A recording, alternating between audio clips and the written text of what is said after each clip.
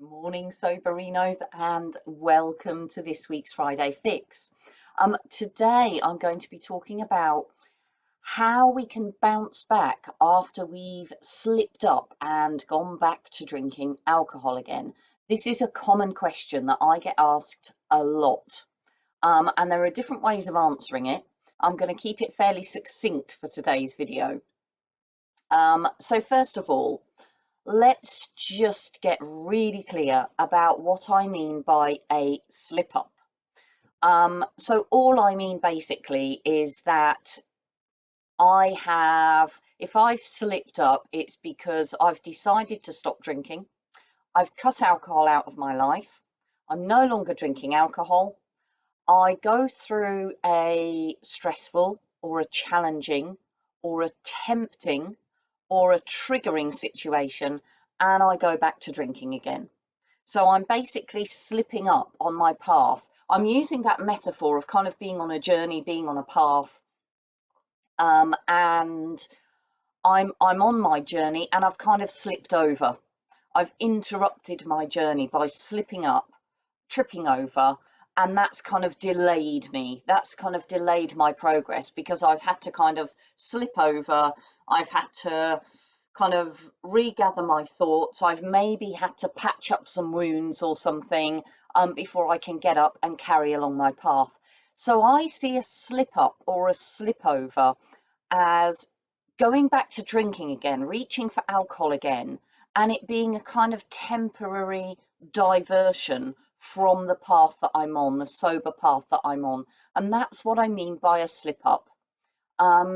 I prefer to think about slip ups in that way because it's less traumatic and it's less negative. It's a much more positive way of dealing with when we go back to drinking alcohol again, because it makes it easier to deal with. At an unconscious level, it makes it much more positive and easy to deal with. And so it helps us pick ourselves up, dust ourselves down and get back on track again more quickly and easily if we're thinking about it in terms of a temporary slip up, a blip, where we just need to sort of gather our thoughts, recollect ourselves, get up again and carry on.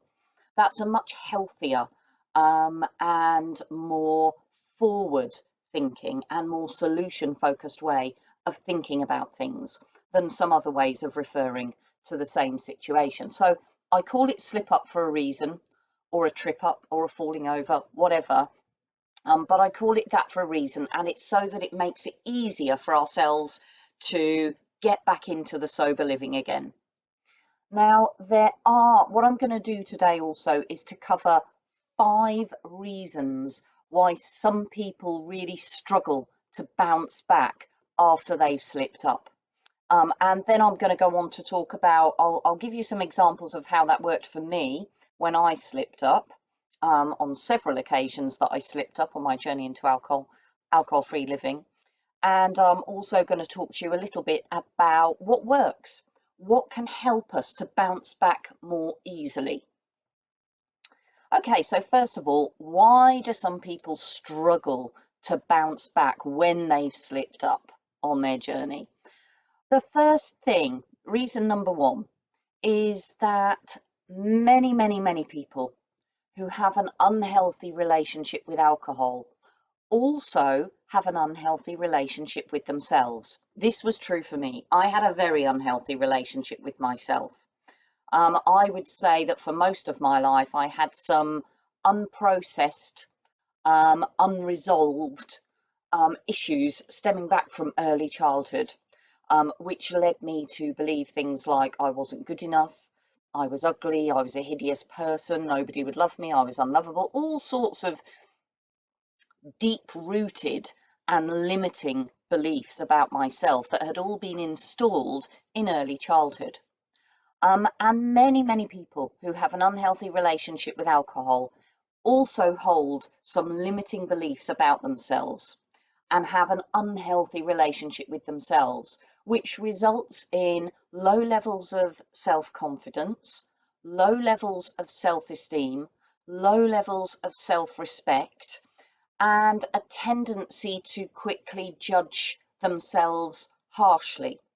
to have a very negative inner dialogue or inner voice that's very critical, very self-critical.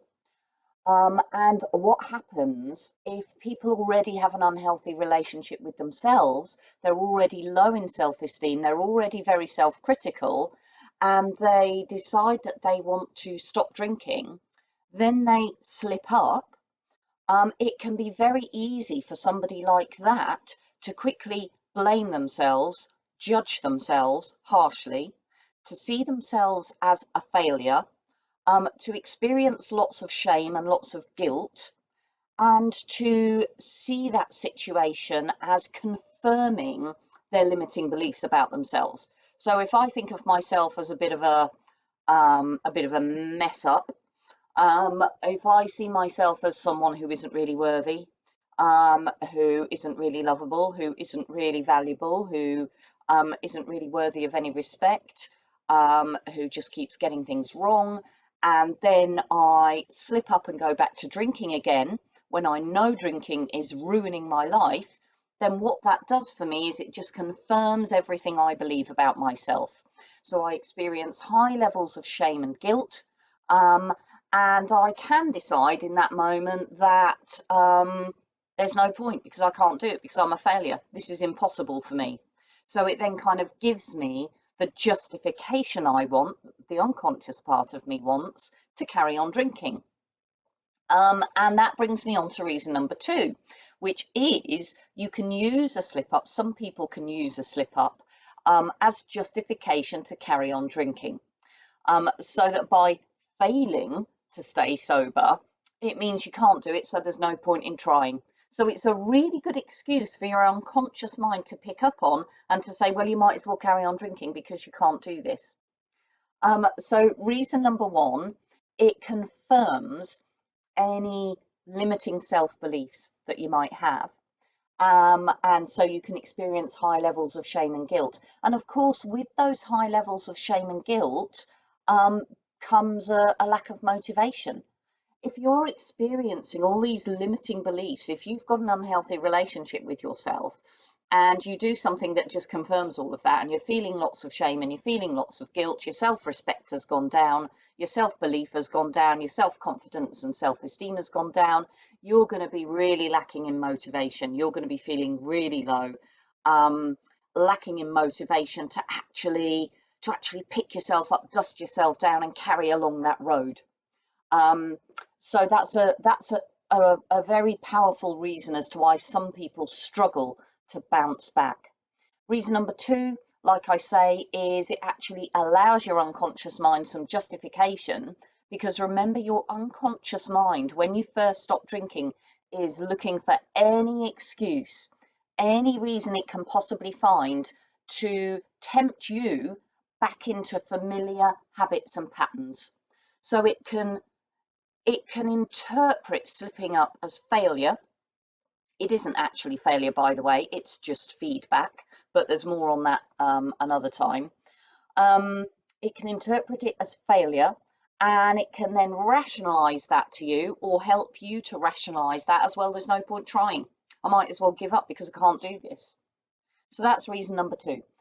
Reason number 3 is that when we slip up, what was feeling perhaps like hard work and a struggle before is that this makes it just confirms that this is really hard work, that it's a real struggle, and that it can just feel even more impossible after you've slipped up once, twice, 3 times, 4 times.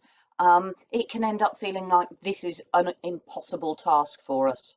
So that's reason number 4, that it actually feels impossible. Sorry, that was reason number 3. Reason number 4 is some people carry this belief that we call the disease model. In other words, that for some people, holding this belief that this relationship with alcohol that they have, this tricky, unhealthy and difficult relationship with alcohol that they have, is somehow a disease that's inherent. It's something about them. It's something about their identity.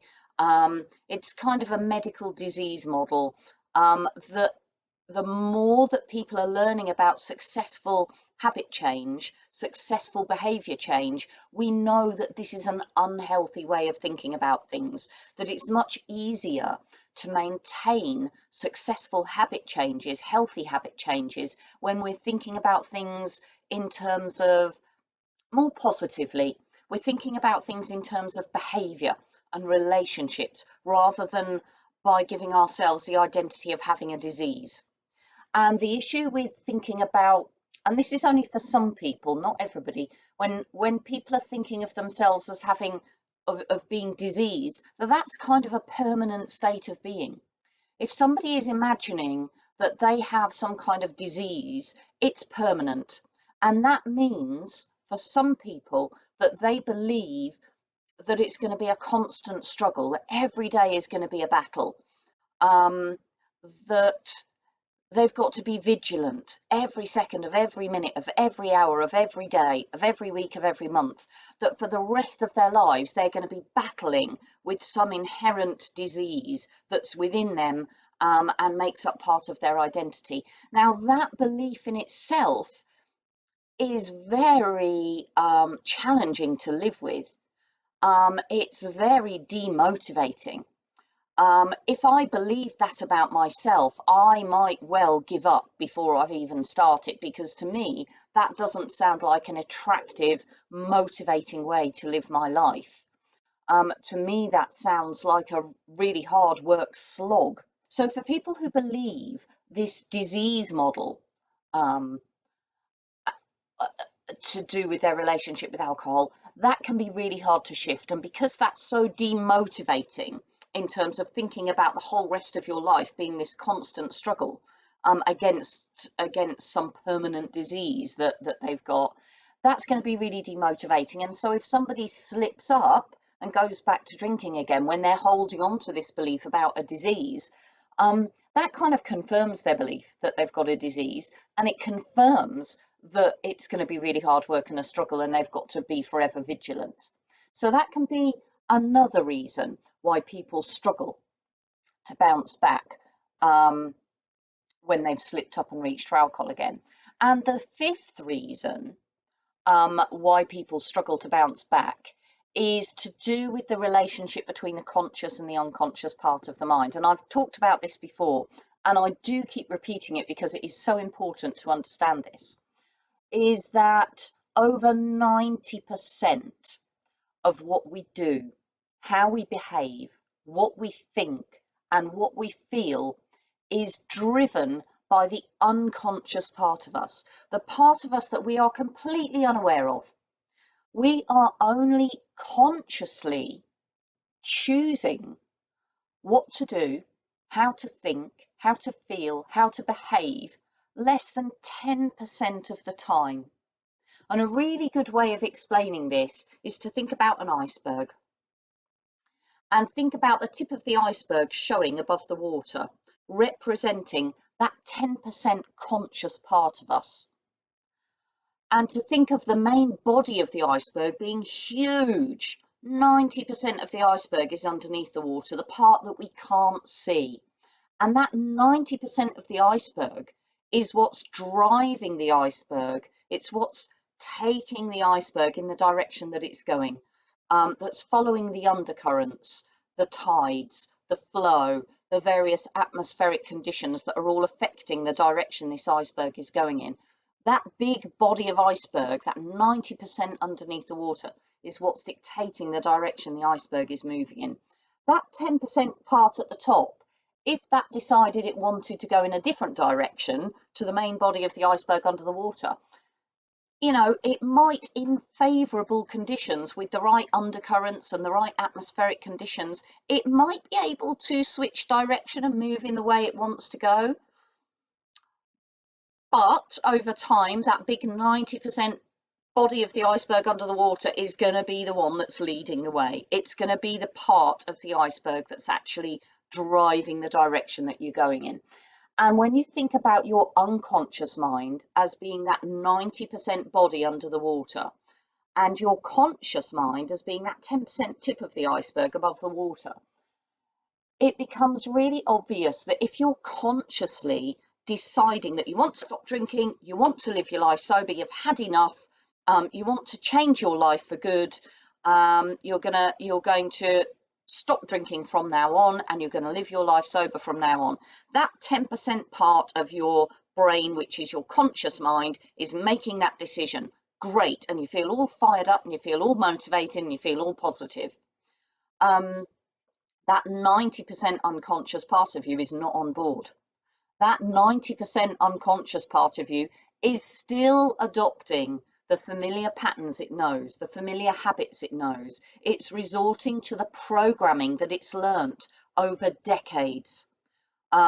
So you can see why there's a bit of a battle between the conscious part of us that wants to stop and live life sober, and the 90% unconscious part of us that wants to resort to its familiar patterns and habits.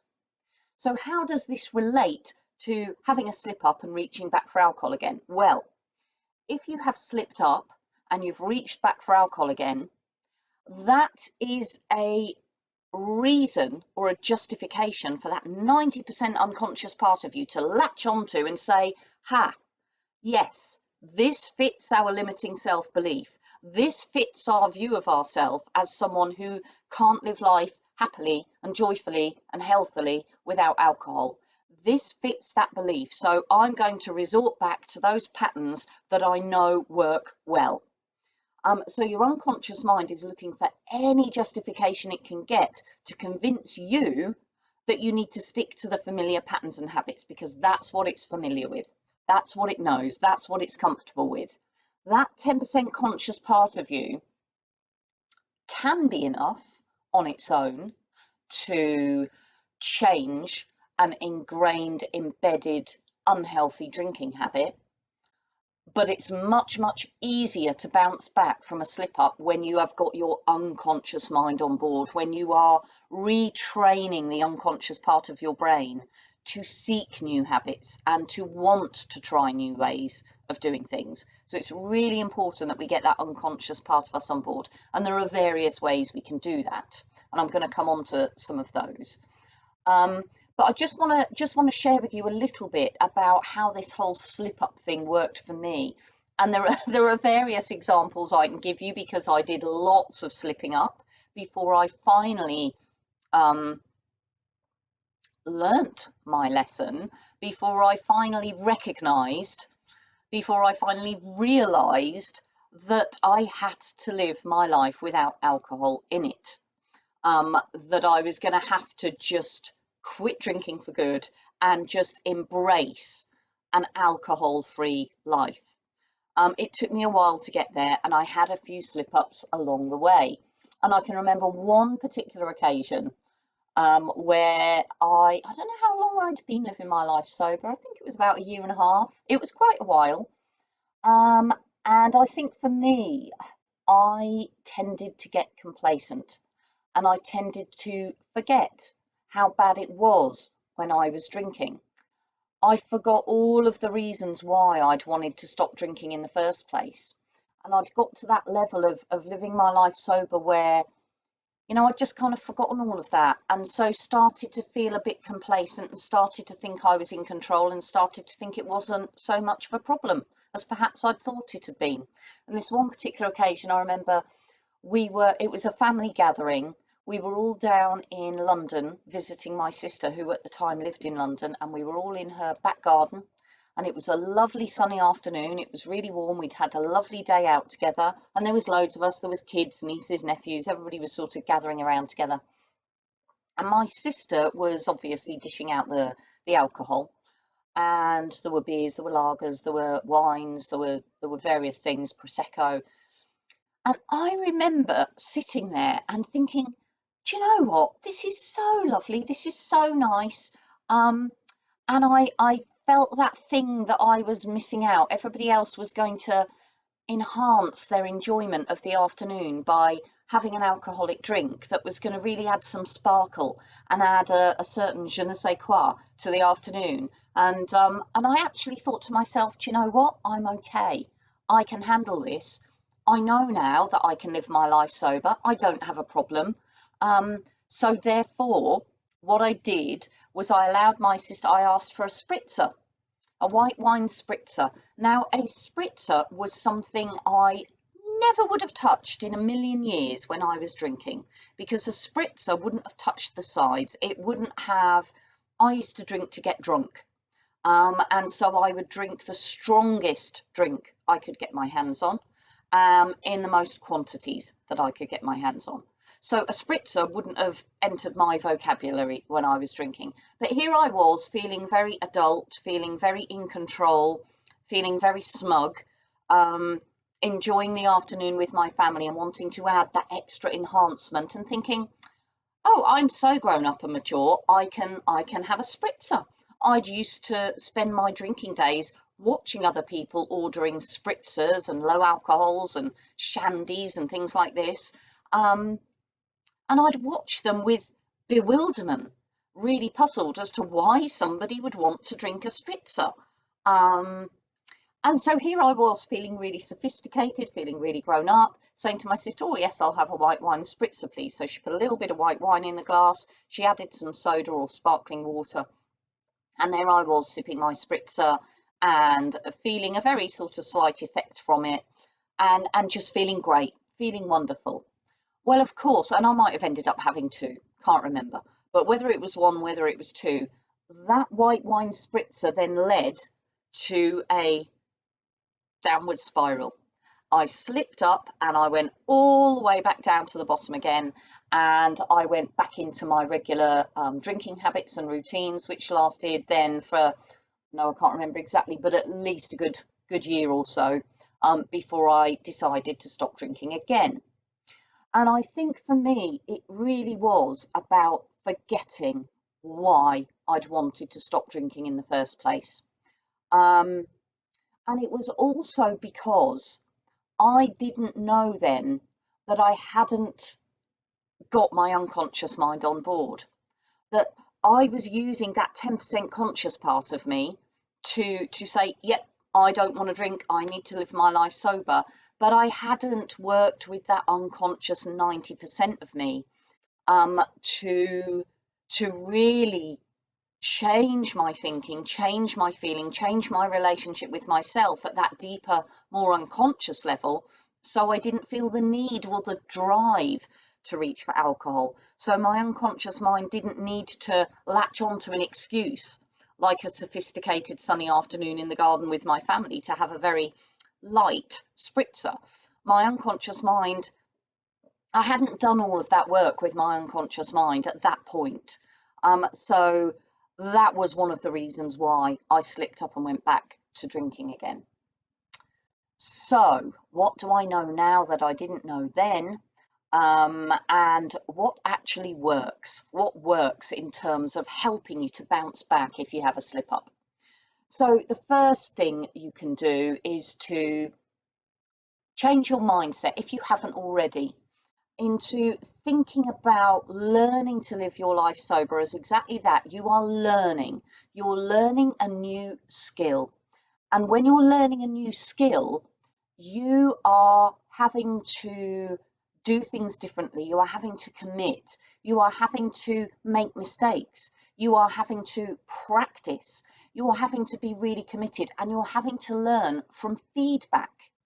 So if you are learning to play the piano, for example, you might be learning a scale, and it might be really dull and it might be really boring, but you have to practice your scale because you want to get the basics in place before you can go on to add more layers of complexity. So you're learning your scale and you keep slipping up. You've got a finger that doesn't go onto the right key, or the right key. You've got a finger that doesn't go into the right place at the right time. So that is giving your brain information that, okay, well, when I'm trying it this way, that's not working. So you're going to try it another way. You're maybe going to slow it down. You're maybe going to position your hand differently. You're maybe going to do some mental preparation before you actually sit down and start. So when you're learning a new skill, you're constantly being bombarded with information and feedback about what's working and what isn't working, and you're adapting your behavior accordingly. So one of the things you can do to help get your unconscious mind on board, that 90% part of you that's driving most of your your life. One way of doing that is to develop a mindset where you're thinking of this in the same way, you're thinking of learning to live your life sober in the same way as you'd think about learning any new skill, that you might make mistakes, and that's normal and that's natural. And if you do make mistakes, all that does is it gives you information about what works and what doesn't work, and you don't need to beat yourself up. You're learning. You can get up, you can bounce back, you can reflect on it, and you can say, okay, what did I learn from that? What was it that went wrong? How did it go wrong? And how would I do things differently next time? Remember, you're learning a new skill. So the first thing to do is to think about your mindset and get into that habit of thinking about it as learning a new skill, and needing to practice, and needing to use all of the feedback that you get, all of the information that you get, to reflect and to change how you do things. Another way, the point number 2 that I've got on here in terms of what works is to just think, so what? So what? I've made a mistake. I'm learning something here. I've made a mistake, so what? Pick yourself up, dust yourself down, get back on track. It's not the end of the world. When I look back at all of the slip-ups I made over the years, when I look back at them now, I don't see them as failures. It wasn't that my very first slip-up was a complete failure. I learnt something from that. My second slip-up wasn't a failure. I learnt from that.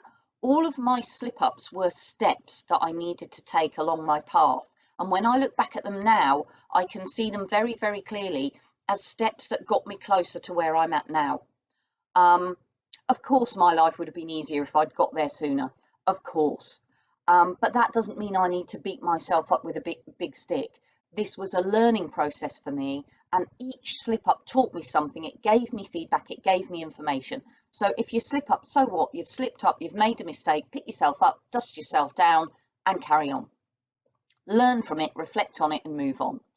So number 1, change your mindset. Think about it as practice. Think about it as learning.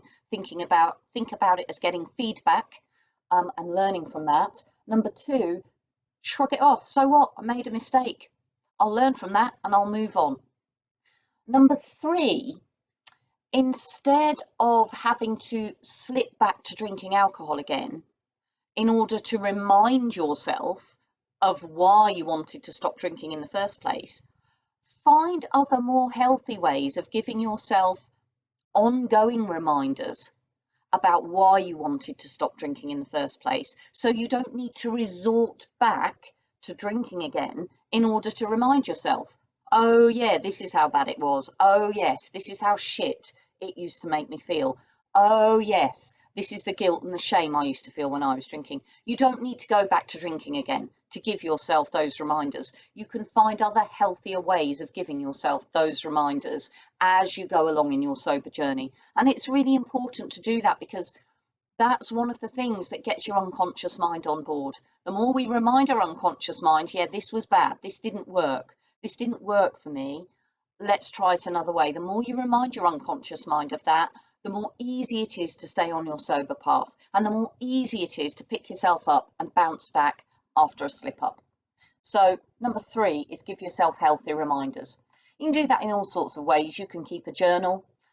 You can use what we refer to in the Go Get Sober guidance program as your Getting Sober record. You can keep a record of your progress, your reflections, your experiences, all your reasons why you wanted to stop drinking in the first place. You can keep photos, you can use a scrapbook, you can use art, you can do it in any way you want to. But having something tangible that you can refer to, that is your why, the reasons why you want to stop drinking, the reasons why you want to get sober, how your life is going to benefit from being sober. The more you keep all of that in front of you in some tangible form, the more your unconscious part is on board, and the easier it is to bounce back if you have a slip up. The easier it is to not have slip ups. The easier it is to stay on your sober tracks. The other way of doing it is to keep topping up your motivation. That's a really good way of getting your unconscious mind on board. And in the guidance program in module 1, and I think it's step 1 in module 1, there is something called the motivation questions. And I recommend that you keep going back to those motivation questions. If you haven't already joined the Go Get Sober guidance program, I recommend that you do, because in there you get access to all sorts of strategies, tools and resources that you can keep going back to time and time again to help your unconscious mind get on board with what you're trying to do. And module 1, step 1 is the motivation questions. And if you were to keep going back to those motivation questions weekly or even monthly, that would really help you to A, stay on track, and B, bounce back if you've fallen off the track. So the motivation questions, module 1, step 1, really good idea. If you haven't already been to the website, it's gogetsober.com, and you can sign up. At the moment I'm recording this, it's free membership, but there will be, you might be watching this at some point in the future, where there will be a monthly charge, a small monthly charge. You can keep yourself on track as well by reading a blog, watching a vlog, listening to a podcast, reading some Quitlet. There are all sorts of ways of doing it. But doing a regular reminder of why you want to stop drinking and how your life is going to benefit by being sober, keeping those motivation levels topped up, is a really healthy, helpful thing to do. And finally, again, if you're a member of the Go Get Sober guidance program, you can access it. If you're not, sign up now while it's free. You've got nothing to lose, and you can get access to loads of good resources. There is a blog, or a vlog rather, in the blog library called How to Deal with Slip-Ups. So if you go to the blog library and you search for How to Deal with Slip-Ups, there is a video that I recorded some years back now that goes into a little bit more depth about another way of thinking about how to deal with slip-ups, which is quite useful, which you might find handy. So thank you, all of those of you who asked this fabulous question about how to bounce back after you've had a slip-up. I hope that's been helpful to you. I will look forward to catching up with you in tomorrow's Saturday Share, where we'll share a little bit about how our weekends are shaping up sober. But in the meantime, let's go get sober together. Bye for now.